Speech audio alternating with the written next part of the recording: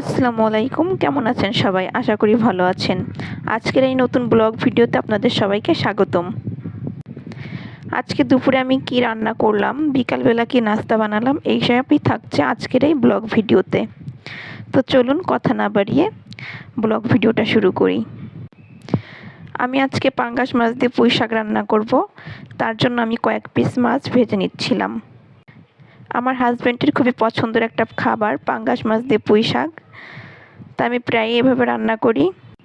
প্রথমে আমি মাছগুলো ভেজে নিয়েছিলাম, তারপরে সব মশলা দিয়ে আমি পুঁই শাকের যে ডাঁটাগুলো ছিল ওই ডাঁটাগুলোকে কষিয়ে নিয়েছি। আমি আগে থেকেই শাকগুলো কাটার সময় ডাঁটাগুলো আলাদা করে রেখেছিলাম, যাতে করে আগে থেকে কষিয়ে নিলে শক্ত ডাঁটাগুলো খুব ভালো মতো সিদ্ধ হয়ে যায় আর শাকের সাথে একই রকমভাবে সিদ্ধ হয়। এরপর ডাঁটার সাথে শাকগুলোকে আমি বেশ কিছু সময় একটু কষিয়ে নিয়েছি। তারপরে ভাজা মাছগুলো অ্যাড করে দিচ্ছি। এরপর আমি এর ভিতর অ্যাড করে দিব ঝোলের পানি। আমি খুব বেশি ঝোলের পানি ব্যবহার করব না, কারণ পুঁই শাক দিয়ে পাঙ্গাস মাছ রান্না করার সময় বেশি ঝোল ঝোল খেতে ভালো লাগে না। তো আমি এমন অনুপাতে পানিটা ব্যবহার করছি যাতে করে রান্নার পর অনেকটাই পানি শুকিয়ে যায়। এইভাবে আমি বেশ কিছু সময় একটু রান্না করে নিব। আর আগেই দেখেছিলেন আমি একটা ফোড়ন তৈরি করে নিয়েছিলাম। ফোড়নটা আমি পেঁয়াজ কুচি, রসুন কুচি আর কিছু আস্ত জিরা ভেজে করে নিয়েছিলাম। তার সাথে আমি একটা শুকনা মরিচ দিয়েছিলাম। তো ওই ফোড়নটাকে আমি বেটে নিয়েছি। রান্না যখন শেষ হয়ে আসবে তখন ওই ফোড়নটা আমি এই তরকারির ভিতর দিয়ে দিব।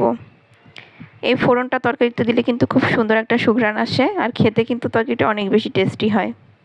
আমি বেশিরভাগ তরকারি কিন্তু এভাবে ফোড়ন দিয়ে রান্না করি, খেতে কিন্তু খুবই মজার হয়। তরকারির ভিতর ফোড়নটা দিয়ে আমি একটু ভালো মতো নেড়েচেড়ে মিশিয়ে নিচ্ছি, যাতে করে সব জায়গায় খুব ভালোভাবে অ্যাডজাস্ট হয়ে যায়। আর দেখতেই পাচ্ছেন আমি কিন্তু বেশি ঝোল রাখিনি। এখন যদি একটু একটু ঝোল ঝোল লাগছে, এটা কিন্তু যখন আমি চুলা থেকে নামিয়ে নিব তখন ঝোল আরও অনেকটা কমে যাবে। মাশাআল্লাহ, তরকারিটা খেতে কিন্তু খুবই মজার হয়েছিল। তারপর আমি আজকে একটা হাঁসের মাংস রান্না করে নিয়েছিলাম। এখানে আমি সব ধরনের মশলাকে কষিয়ে নিয়েছি খুব ভালো মতো। আদা বাটা, রসুন বাটা, জিরা বাটা, ধনিয়া বাটা, শুকনা মরিচের গুঁড়া, হলুদ, তার সাথে আমি কিছু গ্রেট করা রসুন দিয়েছিলাম, পেঁয়াজ কুচি দিয়েছি, সব ধরনের গরম মশলা দিয়েছিলাম। তারপর খুব সুন্দর একটা ফ্লেভার এসেছিল কিন্তু।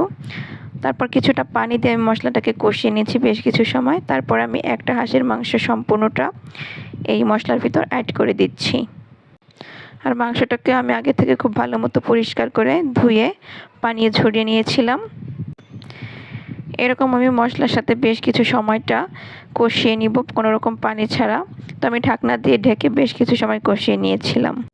তারপর আমি এর সাথে কয়েক পিস আলু অ্যাড করে দিয়েছিলাম। আলু অ্যাড করে দিয়ে নেড়ে চেড়ে আরও কিছুটা পানি দিয়ে আমি ঢাকনা দিয়ে ঢেকে মাংসটাকে কষিয়ে রান্না করে নিয়েছিলাম। ভালো মতো যখন কষানো হয়ে গিয়েছিল তখন আমি ঝোলের পানি অ্যাড করে দিয়েছিলাম।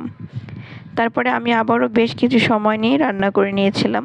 তো সম্পূর্ণ রান্নার প্রসেসিংটা আপনাদের দেখায়নি, তাহলে ভিডিওটা অনেক বড় হয়ে যাবে। আর আজকের এই মাংস রান্নাটা খেতে কিন্তু খুবই মজার হয়েছিল, অনেক বেশি টেস্টি হয়েছিল। আপনারা কে কে হাঁসের মাংস খেতে পছন্দ করেন অবশ্যই কিন্তু কমেন্ট করে জানাবেন। আর মাংসটা রান্নার পরে ফাইনাল যে লুকটা এসেছিল দেখলে তো অবাক হয়ে যাবেন, এতটা সুন্দর এসেছিল, কালারটা একদম অতুলনীয়। আমি সহ আমার পরিবারের সবাই হাঁসের মাংস খুব পছন্দ করে, আর বিশেষ করে আমি তো খুবই পছন্দ করি। তো এই পর্যায়ে কিন্তু আমার রান্নাটা প্রায় শেষের দিকে, আমি লাস্টের দিকে একটু ভিডিও করে নিয়েছিলাম, মাঝখানে আর বেশি ভিডিও করিনি।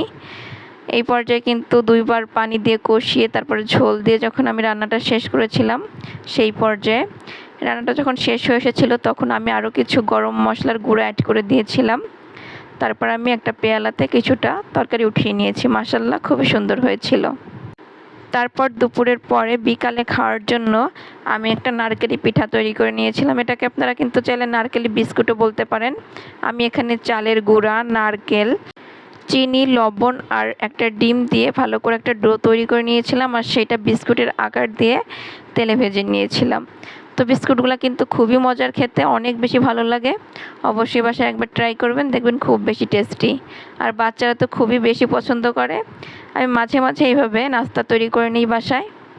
তো আজকের এই ব্লগ ভিডিওটা এই পর্যন্তই। সবাই ভালো থাকবেন, সুস্থ থাকবেন। আর ভিডিওটা কেমন হয়েছে অবশ্যই কিন্তু কমেন্ট করে জানাবেন। আর আমার পেজে যারা নতুন তারা কিন্তু অবশ্যই ফলো দিয়ে আমার পাশে থাকবেন। আজ এই পর্যন্ত। আল্লাহ হাফেজ।